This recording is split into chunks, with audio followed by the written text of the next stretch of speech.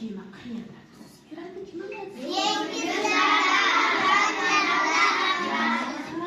To'g'ri. Bu kema yuradigan bizning yon atrofda qishloq shaharlarda bormi yon atrofimizda? Yo'q, bizlarda. Endi bolajonlarim, hammamiz mana shu bilim kemasida sayohatga, kelajakda sayohatga chiqishni orzu qilamizmi?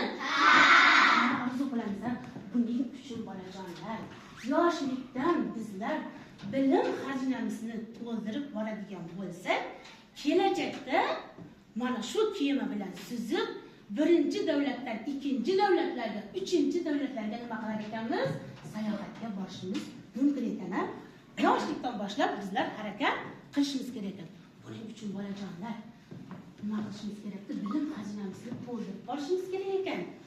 Endi bilim xazinamizni to'ldirib borishimiz uchun a'lo, topqir, chaqqon bo'lishimiz kerakmi bolajonlar? Juda ham yaxshi. Yoshlikdan olingan bilim toshga o'rilgan naqsh deb bejiz aytilmagan bolajonlar. Mana shu bilimimizni sinab ko'ramizmi? Yoshlikdan kelajakda boramiz, xudo xolasa.